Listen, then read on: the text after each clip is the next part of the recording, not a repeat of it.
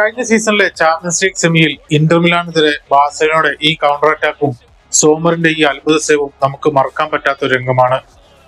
ഇന്ററിന്റെ കോർണറിൽ നിന്നും പന്ത് പിടിച്ചെടുത്ത യമാൽ മാർട്ടിനസ് കൈമാറുന്നു. മിന്നൽ വേഗത്തിൽ കുതിച്ച മാർട്ടിനസ് ഇന്റർ ഡിഫൻസിനെ മറികടന്ന് എറിക് ഗാർസിയക്ക് പാസ് നൽകി. ഇന്റർ മിലാന്റെ ബോക്സിനുള്ളിൽ ബാഴ്സ താരങ്ങൾ ഉണ്ടാക്കിയ ആ സ്പേസ് ശ്രദ്ധിക്കുക. പെഡ്രിക്ക് പന്ത് കിട്ടിയതോടെ ഇന്റർ ഡിഫൻസ് ആകെ കൺഫ്യൂസ്ഡ് ആയി. പെഡ്രിയിൽ നിന്നും പന്ത് സ്വീകരിച്ച മാർട്ടിനസ് കൃത്യസമയത്ത് പന്ത് ഗാർസിയക്ക് നൽകുന്നു. ഇവിടെ ഇന്റർ മിലാന്റെ ഡിഫൻസ് ഷേപ്പ് പൂർണ്ണമായും തകർന്നുപോയി. എല്ലാവരും ഗോൾ എന്നുറപ്പിച്ച നിമിഷം.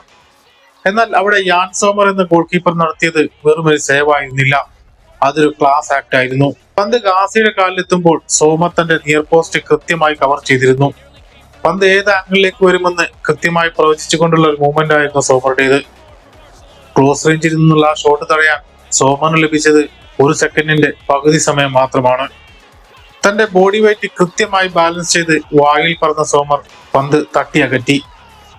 10 വർഷങ്ങൾക്ക് ശേഷം ഒരു ചാമ്പ്യൻസ് ലീഗ് കിരീടം എന്ന ബാഴ്സയുടെ സ്വപ്നം തച്ചു തകർത്തൊരു സേവ്.